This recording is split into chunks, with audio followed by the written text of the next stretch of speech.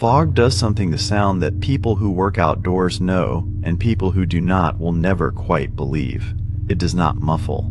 That is the myth. Water droplets in air scatter the high frequencies and let the low ones through. So what fog actually does is filterage. It takes the top off everything and leaves you the bottom. And the effect is that a sound 70 meters away arrives at your ear sounding like something enormous a long way off. Fog makes small things sound big, every single time. I am a field technician on a bioacoustic survey. My job, in plain terms, is that I put recorders in a forest and leave them there and come back for them, and then I look at what they heard. The recorders are called ARUs, Autonomous Recording Units. They're about the size of a paperback. They clip to a tree at chest height, and they run on lithium cells for 6 to 8 weeks recording on a schedule.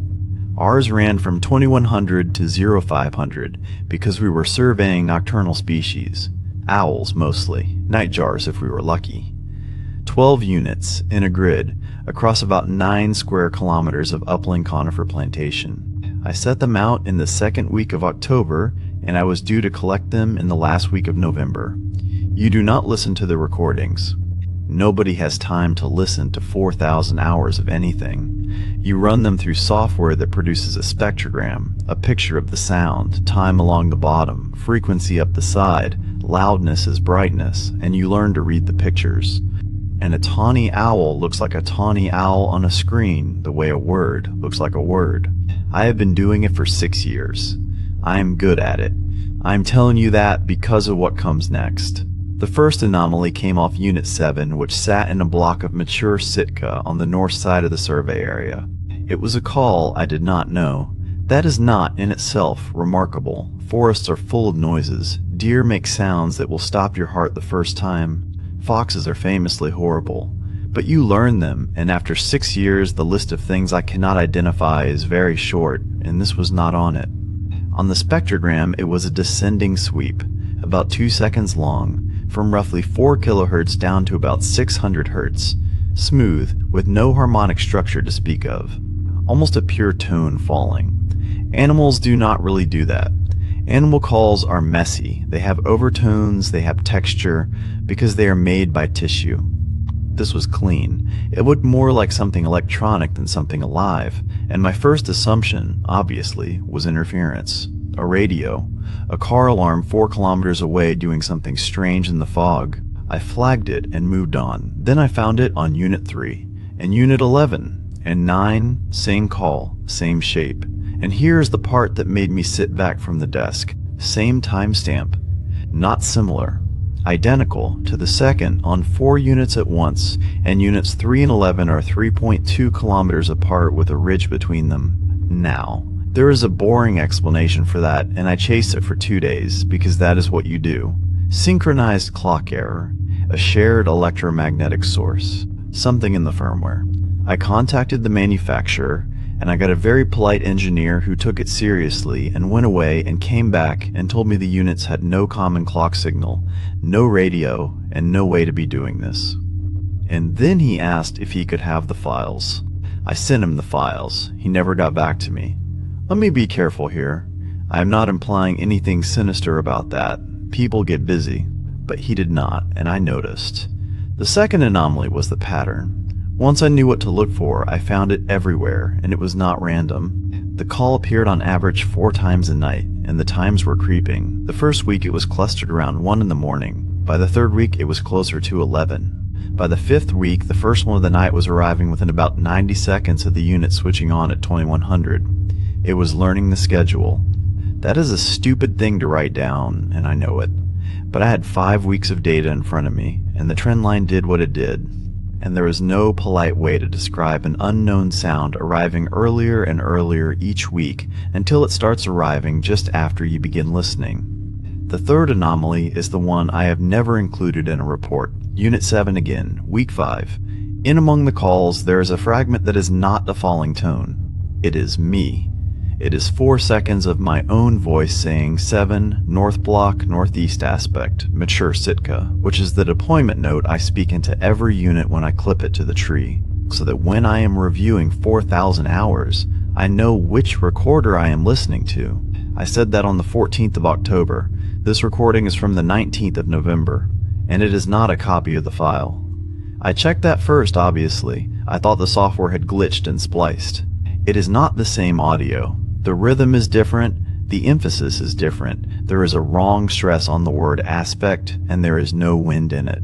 The original has wind in it because it was blowing that day, and I remember it was blowing because I remember thinking the unit would pick up Russell. Somebody said my deployment note back 5 weeks later in a forest into a recorder and got the words right and the music of it slightly wrong. There's one more thing from the data and then I will get to the collection. The batteries. Those units draw a known current and the cells are rated to a known capacity and you can predict their runtime to within a few hours.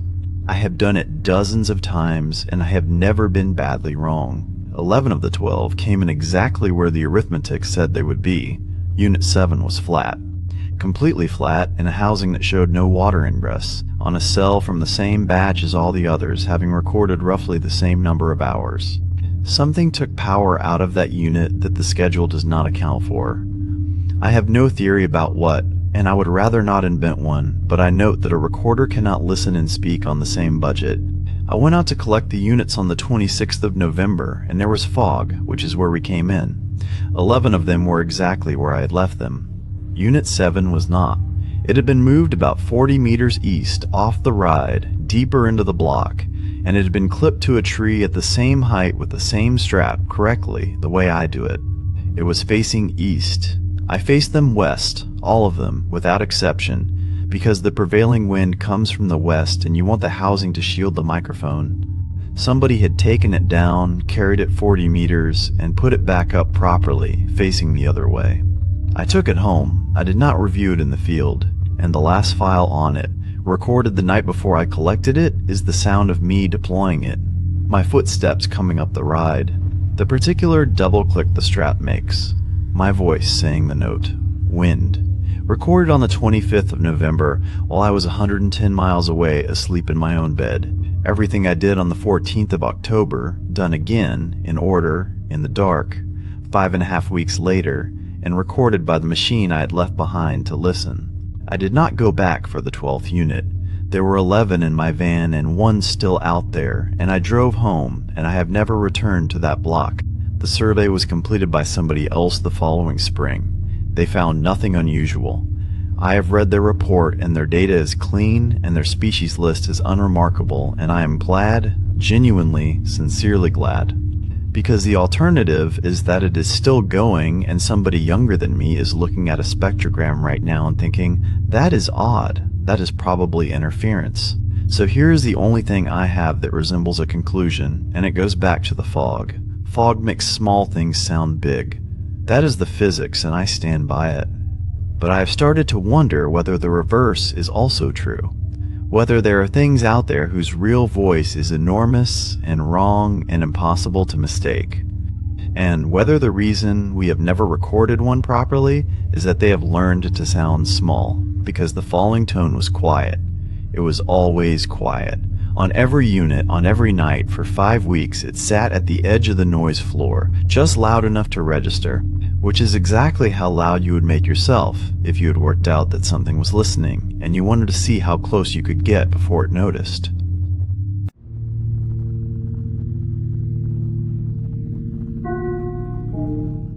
If you have ever heard a fog signal from the land, then I have to tell you that you have not heard one. From a cliff top, it is a noise. A big flat note that comes around every 30 seconds and rattles your teeth if you are close and annoys the neighbors if you are not. And people who move to the coast for the romance of it write letters to the council about it within the year. From the sea and fog at night, it is not a noise. It is a hand on your shoulder. It is the only thing in a world that has otherwise ceased to have any features whatsoever, and I have watched men who do not cry get very quiet when it comes round. I maintained them for 31 years. Diaphanes first, at the end when there were still a few left, and then compressed. Air emitters, and then the electric ones that sound like an enormous unhappy cow. I looked after 11 stations on one stretch of coast, and I want to talk about one of them, which I am going to call The Head, because the real name would tell you the county. The Head was the worst station on my run, and the best posting I ever had. It sits on a point with rock on 3 sides, and you get to it by a road that is genuinely a bad road. And in a blow, the sea comes over the whole thing and takes anything you have not bolted down. By the time I am talking about the winter of '02 into '03, it was fully automated, no keeper. A detector reads the visibility, and when it drops below a set distance, the signal starts, and when the fog lifts, it stops. And a man like me drives out once a fortnight to make sure it has been telling the truth. Now, the logs. This matters. The controller logged every activation. Date, time on, time off, and the visibility reading that triggered it. And every fortnight I would print that off and it would be extremely boring. Which is exactly what you want from a fog signal. In November, it stopped being boring. I got activations with no fog. Not many. 3 in the first fortnight. The detector would read clear, 9, 10 kilometers, a perfectly good night, and the horn would run its cycle anyway, for between 15 and 40 minutes, and then stop. That is a fault. It is a boring fault. It is a fault I have chased 100 times, and it is nearly always damp getting into the wrong place. So I did the whole business. Dried it, sealed it, swapped the detector head for a spare, changed the controller card. And the activations carried on, and they got more frequent, which by December was most nights. So in January, I did the thing that a man of 61 with a bad back does not want to do, which is I took a flask and a folding chair, and I sat in the plant room all night to watch it happen. It happened at 10 past 2. Detector reading, clear. Sky, clear.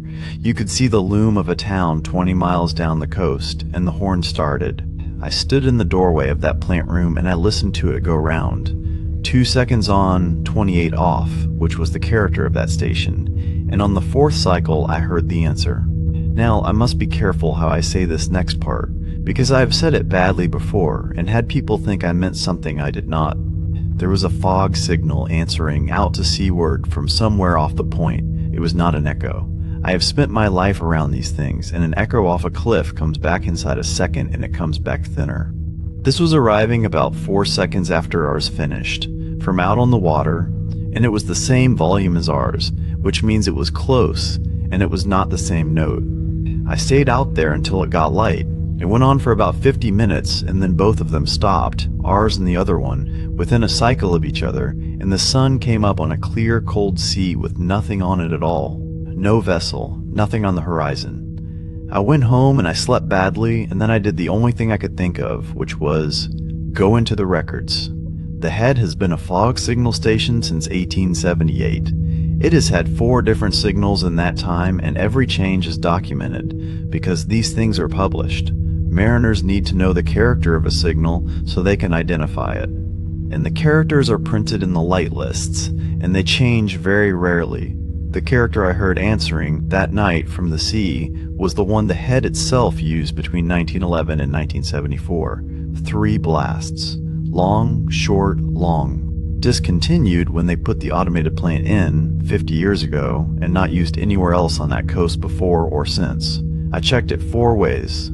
I have the old light list. I am not misremembering. So something out on the water in January 2003 was answering our signal with a character that had not been sounded on that coast since before my daughter was born. I did not report it, and I will be straightforward about why. I was 59 months from a full pension, and a man who writes that in a maintenance log is a man who gets a conversation with occupational health. I wrote intermittent false activation, detector replaced, monitoring, and it kept happening for the rest of that winter, and I stopped sitting out there, and in the spring it stopped. I did tell one person, in the end. A colleague of mine on the northern half of the coast, a very sensible man, and I told him carefully, the way you do when you are leaving yourself room to have been joking. He did not laugh. He listened to the whole thing, and then he asked me one question, which was whether the answer had come before or after our signal. I said after. Always after, 4 seconds or so. And he nodded and he said, right. And he changed the subject, and in 11 years of working alongside that man, he never raised it again, and neither did I. But I have thought a great deal about why that was the question he asked, and about what he would have said if I had answered the other way. I retired in '09. They decommissioned the head in 2014, along with about half the fog signals in the country, because ships have satellite navigation now, and the argument is that a horn is an expensive noise for a problem nobody has anymore. And on the face of it, that is a perfectly sound argument, and I could not tell you a single thing wrong with it that would stand up in a meeting. Here is what I think, and it is a thing I have never put in writing until now, and I am 78, so the pension is safe. I think a fog signal is not really a warning. I mean, it is, obviously. It is a warning. It tells you where the rock is. It has saved a great many lives, and I am proud of every hour I ever spent maintaining one. But I have come to believe that is what it is. FOR, in the way that a wedding ring is for holding a finger. Because here's the thing about the head. That station sounded, on schedule, in fog and out of it, for 136 years. Somebody stood in that plant room or drove out to it every fortnight for a century and a third and made absolutely certain that a noise went out from that rock over and over into the dark and the wet. And I sat there one night in January and heard something out on the water answer it in a voice the station had used before I was born. It was not asking for help. It was not in distress. It was doing what the other party in a conversation does, which is to reply in the form it was taught. They have switched it off now. Nobody replies from the head anymore, and whatever is out there, off that point, has been getting no answer for 11 years. So that is my thought, for whatever it is worth from an old man who fixed horns for a living. I do not go to the coast. My daughter has a place near the water, and she cannot understand why I will not come and stay. And I tell her it is my back and the drive, and that is a lie, and it is the only one I tell her. Because I have started wondering what a thing like that does when it has been calling out to a rock for a century and a third, and one day the rock stops calling back. I imagine it would come in a bit closer to see what had happened, and I imagine it would come in fog, because that is when it has always come, and because there is nothing out there anymore to tell it where the land begins.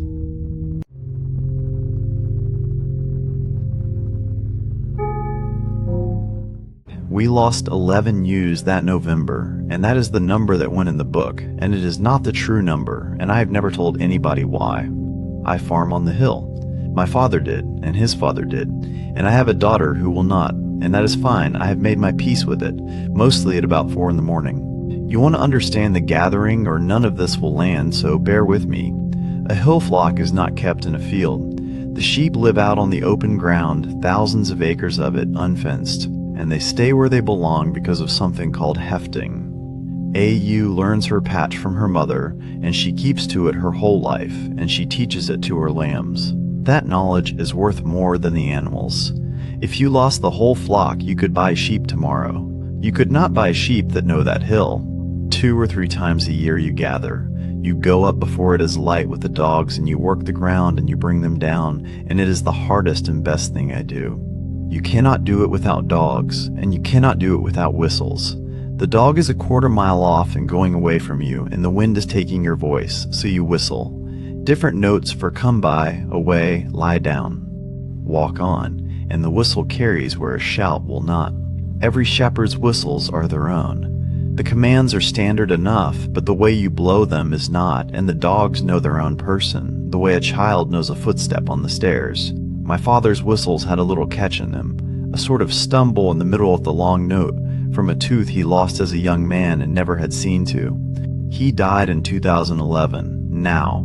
That November, the fog on that hill is not weather, it is a condition. It comes up out of the ground rather than in off the sea, and it sits. And you can have 3 days of it where you cannot see the far end of the yard, and the hill goes from being a place you know completely to being about 9 feet of wet grass in front of you.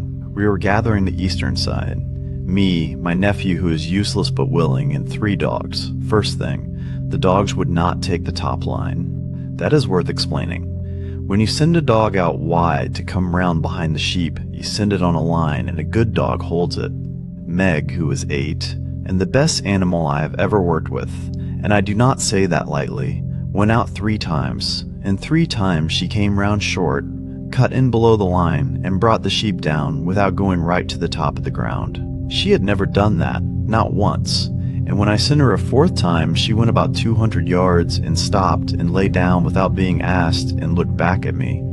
A dog lying down unasked is a dog saying no, and a dog that says no is worth listening to, whatever else you've got on that day. Second thing, the sheep came off the wrong side. We had maybe 400 coming down the fold, which is normal, and then about 150 came in from the northeast in a tight bunch, moving fast, and joined them. There is nothing northeast of that ground for 2 miles but open hill. Nobody was up there.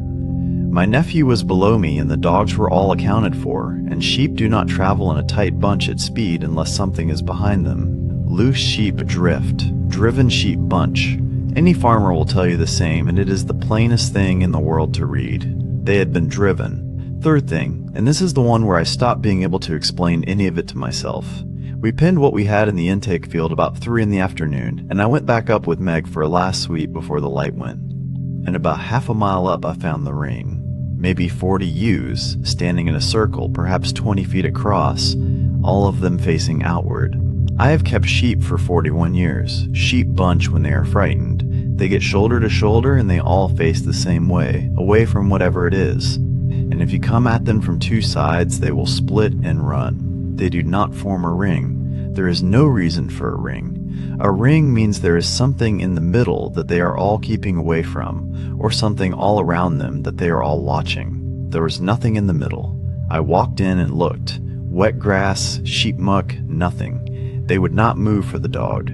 Meg went round them twice and they stood, and they did not even lift their heads. And eventually I put my hands on one and shoved her, and the whole ring came apart at once, and they went down the hill in a stream like water going out of a bath. I got them in. I got everything in. And then I stood at the gate in the last of the light and I counted. And that brings me to the whistling, and then I will stop. It was 2 nights later. The fog was still down. I was out in the yard at maybe 9:30 at night doing nothing in particular, and from up the hill, a long way, more than a mile, and coming down out of that fog, somebody was whistling a dog. I could hear the commands, come by, away, the long one for lie down. There is nobody up there at 9:30 at night in November. There is nobody up there at 9:30 at night at all. And there is nobody within 20 miles who works that ground but me, and it had the catch in the long note. I stood in my own yard and I listened to my father's whistling come down off that hill for about 4 minutes. Meg was beside me, and Meg did not move, and Meg did not make a sound, and that is the detail that finishes me. Because a dog hearing a shepherd whistle from up the hill should be out of the gate before you can get a hand to her collar. She stood against my leg and she shook. Then it stopped, and I went in, and I did not sleep, and I have not spoken about it to my nephew or my wife or my daughter. And I am aware that I am speaking about it now, and I do not entirely know why, except that I am 58 and my knees are going and the gathering will not be mine to do for very much longer. I stopped working the east side after that. I have moved the flock west over about 6 years, which you cannot do quickly because of the hefting, and I have lost money doing it, and I have told everyone it is about the fencing. One more thing about the dogs, because it is the part my wife noticed rather than me. Meg never worked the east side again. Not would not, could not, in the way an old dog cannot manage a wall she used to clear. Send her west and she was the same animal she had always been, right up until we lost her at 13. Send her east and she went slow and low and kept looking back, and I stopped asking her within a fortnight because there is no sense in making a good dog do a thing that frightens her. The young dog we brought on after her had never been up there in her life and had nothing to go on. She would not take the east line either. First time of asking, at 11 months old, on ground she had never seen. Whatever it is not something Meg learned. It is something a dog can tell. So, the count. 11 went in the book that November. 11 short is a bad year, but a believable one. You lose them to the weather, to a fall, to a fox with the lambs. The true number was not 11, and this is the thing I have never said out loud. We were 19 short on the first count. I recounted 3 times the way you do, and I made it 19 every time, and I wrote 11. Because 11 is a number a man can write in a book and take to market and not be asked about. And the following spring, at the first gather after lambing, we were 4 over. 4 more ewes than the flock could account for. Not lambs, and not anybody's strays either. I asked, and on this hill you would know within a week, and no one had lost any. 4 grown ewes with our mark on them, hefted, standing quiet in the middle of the flock as though they had never been anywhere. You can count them in and you can count them out. I have done both, twice a year for 41 years, and I can do it faster than you can read a page. It is the years the number comes back high that I think about.